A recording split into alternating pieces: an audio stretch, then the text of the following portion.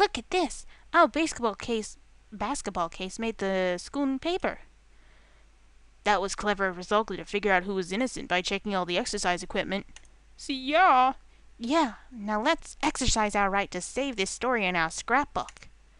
Oh, that was bad. Oh, God, I forgot that they do that. Basketball caper gets trio detention. What began as a forbidden game of basketball, forbidden, ended in a double detention for 3 students. The 3 tried to blame an innocent student to avoid being caught, but the clever detective work by Resulka saved the day. Cheryl Hayne, Bobby Garcia, and Mark Moriarty wanted to play basketball in the gym and figured out how to sneak a basketball out of the equipment room. When they saw Sergeant Morrow coming, they knew they were in trouble. When Sergeant Morrow came in, he knew that 3 of the 4 kids were guilty, but each claimed to be the innocent student. Using the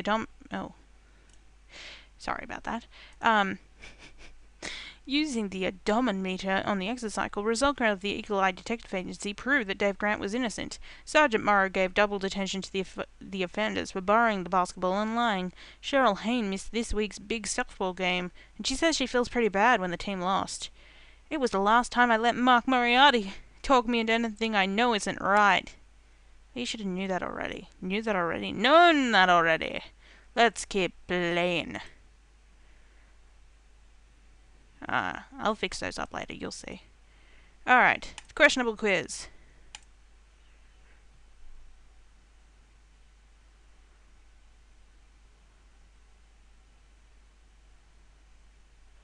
Phone? Telephone? Oh, Nancy. Hi, Nancy.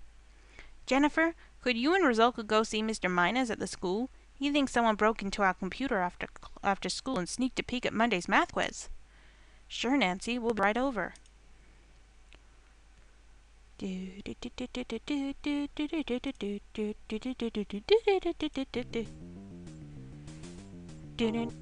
I forgot how attractive you are, Mr. Midas.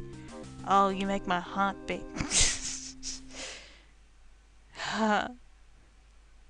There's Mr. Midas in the school computer. Maybe he can help us narrow down the list of suspects. Hey, Mr. Midas.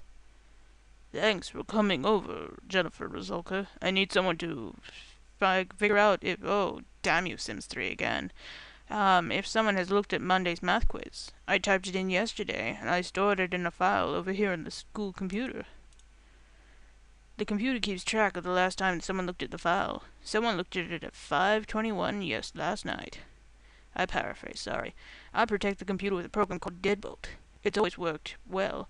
Unfortunately, I let the password slip to a few students yesterday evening. The old password was Marathon, and I didn't change it till this morning. Oh, who knew the password to the computer?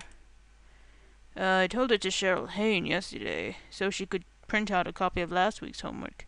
But Dave Grant and Troy Nugent were also in the room. That was about 4:30. All the kids left about 5 o'clock, and I thought I left here just a few minutes later. I think someone came back and looked at the quiz.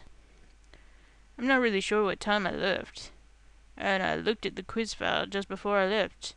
If that turns out that no one else looked at it, then it might have been me after all. You crazy loon. The computer screen shows the director of Mr. Midas's computer files. The one that the math quiz is marked with yesterday's date and the time of 5:21 p.m. Sweet as pie. Alright. Hey, let's go to Mark's Moriarty. To Mark's Moriarty? That sounds weird. Oh, it's Dave Grant, that's why. Mark's Moriarty. It's the Mark's movement. Mark's Moriarty movement. Mark is good friends with Dave Grant, so maybe he knows where Dave went.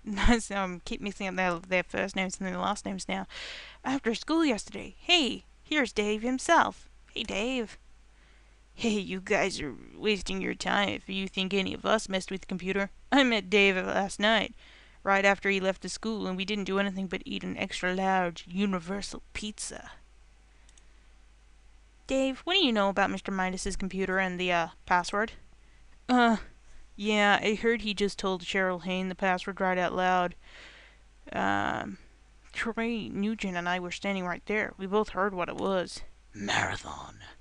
Then we all left the school. I went over to pizza to meet Mark, and we ate a little pizza. That's all that happened. Did you tell anyone the password to the computer? No, well, yes, I told Mark about it over the last of the pizza. I told him how Mr. Midas had just blurted out the password to Cheryl and what it was, but I didn't tell anyone else.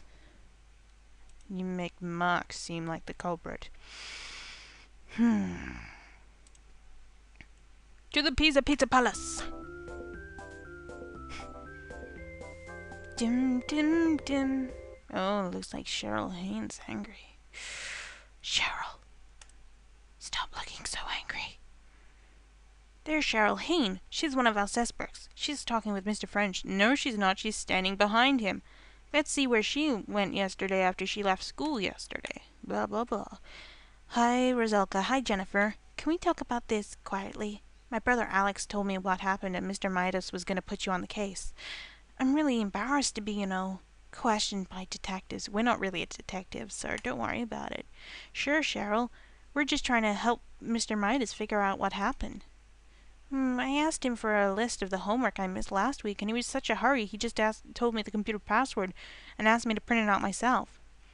I didn't tell anyone else about it. Oh, yawning, sorry. But Dave Grant and Troy Nugent were both in the room and heard it. After we left school, I went to Sweet Treats. I was there for almost an hour, and you can ask Mandy Lipper. Mr. French, did you see Troy Nugent, Dave Grant, or Cheryl Haines last night? Dave Grant came in here last night on his way home. He said math makes him hungry. Let's see, he came in about 5:15. Mark Mariotti came in a few minutes later, and the two of them just demolished an extra-large universal pizza. They left sometime after 6 o'clock. I didn't think it would take them that little time to eat a big pizza like that. That's a lot of pizza to eat at one time. Thanks, Mr. French. I may be corroborating some evidence. They may have blackmailed me. Alright, let's go corroborate with Mandy Lipper. Mandy Lipper. You need a song, Mandy Lipper. You need a song, Mandy Lipper. Hello, Miss Lipper. We were wondering if Troy Nugent, Dave Grant, or Cheryl Haines were in here last night. So we don't talk to her. Hello, Jennifer. Hello, Resulka. Cheryl Haines was here last night for about an hour. She was working on her math homework and complained the whole time. What time was Cheryl here, and why exactly was she complaining? Well, she left right at 6 o'clock. She was upset because she was falling behind in math. She's afraid she's going to get a bad grade. But, she doesn't know that math doesn't really matter in the long run. Ha ha ha ha. Well, it does, but I don't know. You get to forget about it after high school. Alright. What's the Crankmeister say? Oh, what's this you got? Sometime Troy Nugent works for Professor Crank. Maybe we can find out where he was last night. Professor Crank's time clock prints out a digital portrait of the person along with the time. And you only get... Oh, shameful. Automatically shameful. The printout for yesterday is on top. Yesterday's time sheet shows Troy's face and a clock that reads 5:18. It shows his face again at 7:09, so he was here for quite a while. Hi, Professor Crank. We were wondering if you saw Troy Nugent last night. Oh, yes. Troy works here on and off. He tends to my computer, He came in here last night. I don't remember exactly when. You can always check the time clock. Troy always punches in and out. Now I must get back to my work. Though who knows what the hell I'm working on. Actually, we're going to pause the game. And, come back later. Because we're out of time. So, yeah, see you guys soon. Bye.